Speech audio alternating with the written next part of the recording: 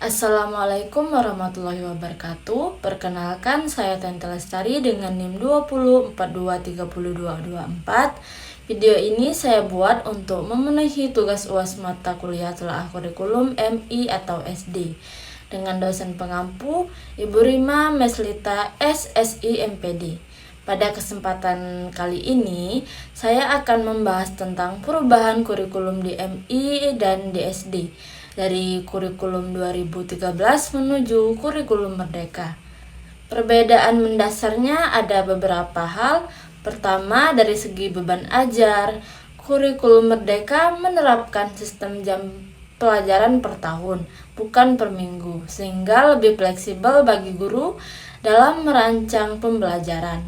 Kedua, dari segi mata pelajaran. Jika di ke-13 kita mengenal kompetensi inti dan kompetensi dasar yang cukup padat, di kurikulum Merdeka disederhanakan menjadi capaian pembelajaran atau CP yang disusun per fase, bukan per kelas, sehingga guru punya keluasan menyesuaikan dengan kondisi peserta didik, khususnya di madrasah ibtidaiyah. Nilai-nilai keislaman diakomodasi melalui pendekatan rahmatan lil alamin yang diintegrasikan baik dalam pembelajaran intrakurikuler maupun dalam proyek penguatan profil pelajar Pancasila atau P5. Jadi bukan hanya mata pelajaran PAI saja yang membawa nilai keislaman, tapi semua mapel bisa disisipi nilai akhlak dan karakter Islami. Selanjutnya saya akan menelaah perangkat pembelajaran yang ada di sini, yaitu modul ajar bahasa Indonesia kelas 3 dengan tema penggunaan tanda baca dalam kalimat yang saya susun sendiri. Modul ini menggunakan fase B untuk kelas 3 dengan alokasi waktu 3 kali 35 menit dalam 3 pertemuan. Pertama, saya tunjukkan bagaimana capaian pembelajaran diturunkan menjadi alur tujuan pembelajaran. Di bagian kompetensi inti, capaian pembelajaran terkait kemampuan berbahasa Indonesia diturunkan menjadi 5 tujuan pembelajaran yang lebih operasional dari CP yang sifatnya umum. Tentang memahami kaidah kebahasaan diturunkan menjadi tujuan konkret seperti peserta didik mampu mengidentifikasi macam-macam tanda baca, menjelaskan fungsinya, hingga mampu menyunting kalimat yang salah penggunaan tanda bacanya. Ini menunjukkan tujuan pembelajaran disusun bertahap dari level mengenal, memahami, sampai mengaplikasikan dan menganalisis. Kedua, saya menunjukkan letak pembelajaran berdiferensinya. Modul ini mengakomodasi diferensiasi melalui variasi kegiatan. Terlihat di kegiatan pembelajaran pertemuan pertama sampai 3, ada peserta didik yang belajar lewat pengamatan video animasi, ada yang lewat diskusi kelompok, dan ada juga yang lewat game edukasi digital. Diferensiasi juga tampak di bagian remedial dan penggayaan. Siswa yang belum tuntas diberi pendampingan personal dengan media audiovisual yang disederhanakan, sedangkan siswa yang sudah melampau KKM diberi tantangan membuat karya digital seperti buku cerita mini berpuntuasi. Ketiga, saya tunjukkan letak asesmen autentiknya. Asesmennya ada di bagian asesmen formatif.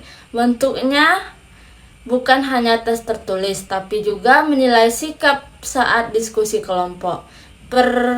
Performa siswa menggunakan media digital, hasil mengerjakan LKPD, sampai hasil kuis interaktif dan lembar penyuntingan kalimat. Ini bentuk asesmen autentik karena menilai proses dan produk nyata siswa, bukan sekedar hasil tes akhir. Selanjutnya saya akan menelaah buku teks bahasa Indonesia kelas 3 terbitan Kemendikbudristek. Di halaman ini saya menemukan aktivitas yang melatih kemampuan berpikir tingkat tinggi atau HOTS.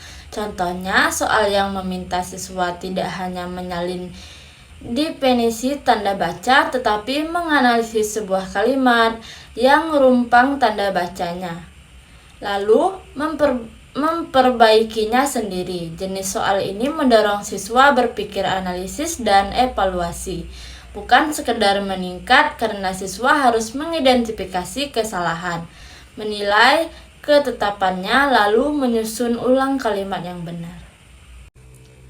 Berdasarkan hasil telaah saya terhadap modul ajar dan buku teks tadi, saya ingin memberikan satu contoh ide kegiatan nyata untuk pelaksanaan proyek P5 yang mengintegrasikan nilai rahmatan lil alamin di MI dan SD. Contohnya, kegiatan kampanye menulis pesan yang santun dan berpuntuasi, yang sejalan dengan pertemuan 3 dalam modul ajar tadi. Kegiatan ini bisa dikembangkan menjadi proyek P5 dengan tema Bangunlah Jiwa dan Raganya, di mana siswa tidak hanya diajar menggunakan tanda baca yang benar, tetapi juga dilatih menulis pesan digital dengan bahasa yang sopan dan tidak menyakiti perasaan orang lain. Nilai rahmatan lil alamin diintegrasikan dengan mengaitkan adab komunikasi dalam Islam, seperti pentingnya berkata baik atau diam, kulil hakka walau kana murran, dengan etika komunikasi digital yang diajarkan di modul tersebut, sehingga siswa MI tidak hanya cakap secara literasi digital, tetapi juga tumbuh menjadi pribadi yang santun dan berakhlak mulia dalam berkomunikasi, baik di dunia nyata maupun dunia maya. Demikian hasil telaah yang bisa saya sampaikan. Kurang lebihnya saya mohon maaf. Wassalamualaikum warahmatullahi wabarakatuh.